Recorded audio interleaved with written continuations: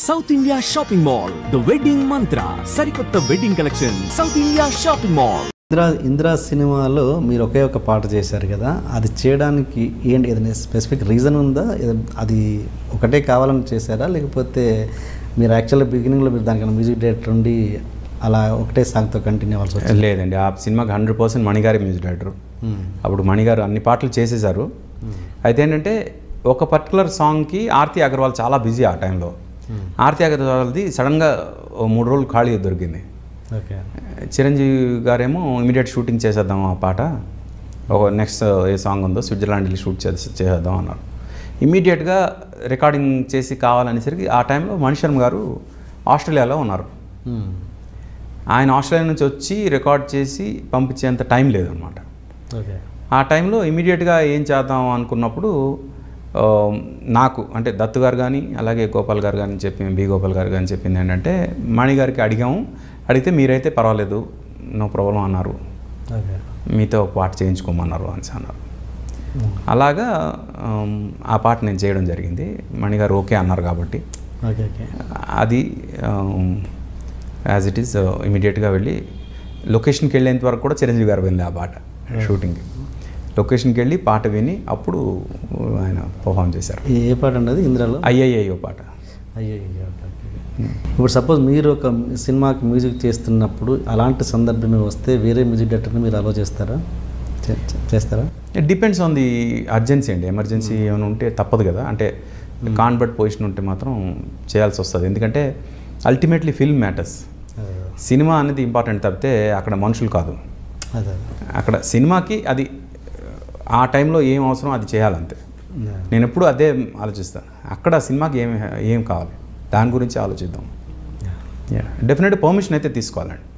Permission తీసుకోకుండా ఎవరు చేయకూడదు. ఇప్పుడు మణి గారు ఓకే అన్నారని బి గోపాల్ గారు అలాగే అశ్విని దత్ గారు అన్నారు కాబట్టి నేను చేశాను, కానీ ఆయన ఓకే అనకుండా అయితే డెఫినెట్ నేను చేయకూడదు. నాకు వాళ్ళిద్దరూ ఓకే అన్నారు ఆయన అని అన్న తర్వాతే నేను చేశాను.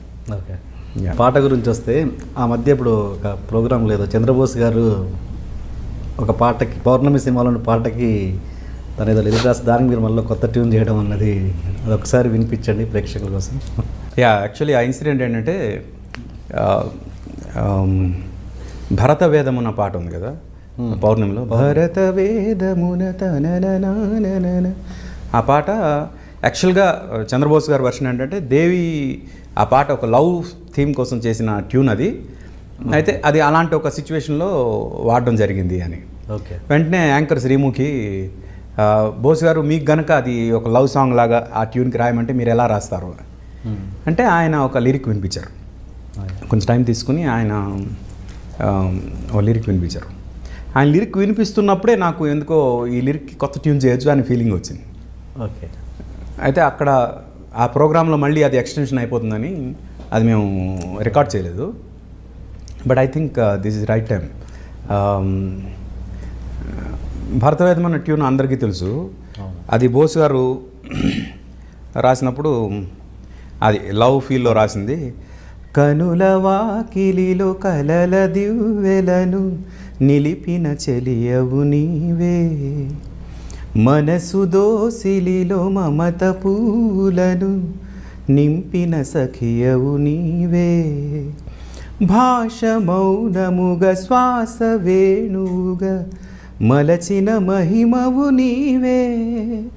ఇది ఆయన రాసిన లిరిక్. ఆయన పాడుతున్నప్పుడే నాకు ఎందుకో ఆ లెంత్కి ఇంకొక ట్యూన్ చేయాలి అనే ఫీలింగ్ వచ్చింది. ఎలాగో ఆ ట్యూన్కి లిరిక్ ఫ్యూచర్లో రాదు కాబట్టి లెట్ మీ ట్రై సంథింగ్ అని అప్పటికప్పుడు నేను మళ్ళీ లైట్స్ అన్నీ ఆఫ్ అయిపోయిన తర్వాత బోస్ గారి దగ్గరికి వెళ్ళి ఆ లిరిక్ ఒకసారి ఇస్తారా అంటే ఆయన గుర్తుంటాయి అన్ని లిరిక్స్ నా కోసం రాశాడు ఆయన. రాయగానే నేను అది తీసుకుని నేను ట్యూన్ చేశాను ఇమీడియట్ ఆన్ ది స్పాట్. అక్కడ కల్పన, గోపిక పూర్ణిమ, బోస్ గారు మేమందరం కూర్చొని అక్కడ అందరం ఉన్నప్పుడు ఆన్ ది స్పాట్ నేను అక్కడ కంపోజ్ చేశాను. కనుల వాకిలిలో కలల దివ్వెలను నిలిపిన చెలియవు నీవే, మనసు దోసిలిలో మమత పూలను నింపిన సఖియవు నీవే భాష మౌనముగా శ్వాస వేణువుగా మలచిన మహిమవు నీవే. ఇది కంపోజ్ చేసిన వాడారా దేనికన్నా? ఇది లేదు లేదు, అక్కడ ఆన్ ది స్పాట్ ఒక థాట్ని అలా ఇచ్చేసాం అన్నమాట. ఇలా చేసిన చాలా వరకు మీరు వాడకుండా అలా వదిలేస్తున్నారు. ఆ మధ్య జుమ్మందినాదంలో కూడా ఒక పాట నాకు బాగా నచ్చింది. అంటే ఫ్రాంక్గా చాలామంది అడుగుతున్న క్వశ్చన్కి ఇప్పుడు నేను ఆన్సర్ చేయాల్సిన అవసరం ఉంది సార్. నేను ఎక్కడికి వెళ్ళినా సార్ మేము మ్యూజిక్ మిస్ అవుతున్నాము, మీ మ్యూజిక్ మేము వినాలనుకుంటున్నాము అని. ఫ్రాంక్గా నాకైతే చేయాలని ఉందండి, కానీ ఏదో ఒక సినిమా చేస్తే అది అందరికి చేరకపోవచ్చు.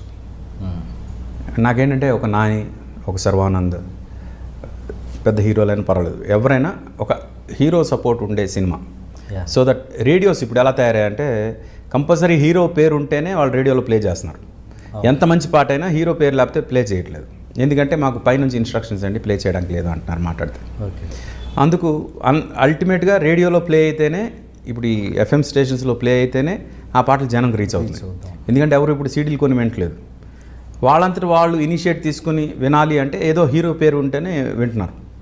ఇలాంటి సిచ్యువేషన్లో నేను మ్యూజిక్ చేయడానికి రెడీగా ఉన్నా, నాకు గనక ఇలాంటి సినిమాలు కనుక వస్తే డెఫినెట్గా మీరు ఏదైతే మిస్ అవుతున్నారో అది నేను కూడా మిస్ అవుతున్నాను, అది ఇవ్వడానికి నేను రెడీగా ఉన్నానని ఈ ప్రోగ్రామ్ ద్వారా ఆడియన్స్ చెప్పాలనుకుంటున్నాను. అండ్ రైట్ నో మొన్నే ఒక company producer come audio company owner మన శ్రీధర్ రెడ్డి గారు, మధురా శ్రీధర్ గారు, ఆయనతో చాట్ చేస్తుంటే ఆయనకి నా పాటలు చాలా ఇష్టం, చాలాసార్లు షేర్ చేస్తుంటారు ఈ పాట నాకు చాలా ఇష్టం అండి మీది అని. అలా కాదు, మీరు మంచి సినిమా ప్లాన్ చేయండి, volcano is here ready to blast, మొత్తం ఎరప్ట్ అవ్వడానికి రెడీగా ఉంది, మీ ఇష్టం, మీరు ఎప్పుడంటే అప్పుడు నేను చేస్తాను, మీరు చెప్పండి అని చెప్పారు. అంటే ఏంటంటే రైట్ నో ఇన్ని సంవత్సరాలు గ్యాప్ తీసుకున్నాక నేను ఒక వాల్కనోలా ఉన్నా, ఒక రేంజ్లో ఎరప్ట్ అవడానికి రెడీగా ఉన్నా. కరెక్ట్ అయిన సినిమా కనుక పడితే I will show what am I. అలాగే నాకు కనుక ఒక పెద్ద హీరో డేట్ ఇస్తే 8 పాటలతో నేను ఒక ఇది కూడా రెడీగా పెట్టుకున్నా.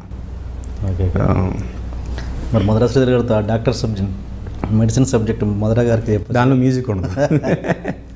మ్యూజిక్ అంటే కొన్ని సబ్జెక్ట్స్కి మ్యూజిక్ అనేది సెకండరీ అయిపోతుంది, మ్యూజికల్గా ఉండే సబ్జెక్ట్స్ కొన్ని ఉంటాయి, అలాంటి వాటికి మ్యూజిక్ మళ్ళీ వర్కౌట్ అవుతుంది.